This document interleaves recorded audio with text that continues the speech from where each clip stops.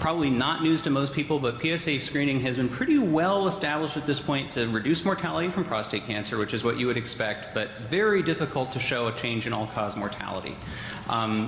Radical prostatectomy has also been shown to have minimal benefit for some patients with PSA-detected tumors. So those T1C tumors that are detected by PSA, and then T2, which is an early palpable tumor, also both seem to have some benefit with radical prostatectomy, although really small for those smaller tumors. Probably most of the benefit is in people with PSA over 10 or higher risk tumors.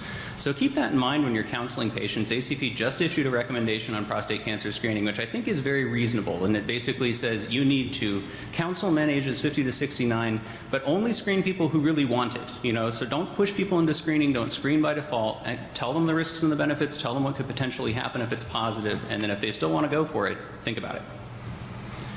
A couple more things from the update in general internal medicine. A study of tagged stool CT. So this is a way of radio labeling your stool with contrast before doing a CT colonography. The idea is you don't have to do the big laxative prep and inflate your colon like you would for a colonoscopy. It turned out that they were actually okay at picking up pretty large adenomas, 1 centimeter and up, not so good at smaller adenomas. The prep itself was less onerous than a laxative prep because they didn't flush you out, but still fairly complicated. A couple days of low-fiber diet, periodic injections of contrast, so probably not a magic bullet there. Tenofovir and emtricitabine, I'm sure that all of you heard this, has basically made the evening news. In the setting of a comprehensive intervention, and that's key, reduces HIV transmission in serodiscordant couples. And that comprehensive intervention is important because one of the things in this study that got it its number needed to treat of 40 was 97% compliance with medications. There have also been other studies that didn't do all the other things they did, fairly comprehensive sexually transmitted disease counseling, condom counseling, all that stuff. So it's in the appropriate setting.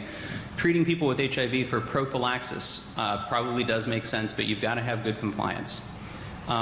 One thing aspirin after completing warfarin reduces recurrence of venous thromboembolism. So these are people who had a venous thromboembolic event, DVT or PE, finished their course of warfarin and got randomized to 100 milligrams of aspirin a day versus placebo. And in the group that was treated, for every 22 people they treated per year, they prevented 1 recurrent DVT or PE. So that's a lot of benefit for a relatively modest intervention. A lot of questions about why 100 milligrams. I can't answer that. Whether you go with 81 or 162, I think is up to your clinical judgment. I'd probably use 162, but yeah, that's me. And then one other group for which we often prescribe anticoagulation that I thought was interesting. It was a study looking at heart failure patients with an ejection fraction less than 35, and where I work, we teach all our residents that those people should all get warfarin. If you actually look at the outcomes, it turns out that patients on warfarin have fewer strokes and more major bleeding, and patients on aspirin have less major bleeding and more strokes. If you combine those two as a composite endpoint, it ends up being a wash. However, I think you really have to be careful doing that, and you have to look at the individual patient because a lot more major bleeding is reversible than strokes are reversible. So I'm not sure those two endpoints are equivalent. It's really worth taking a close look at this before you do it, but it is definitely something worth thinking about, particularly in patients for whom anticoagulation is a risk or particularly difficult.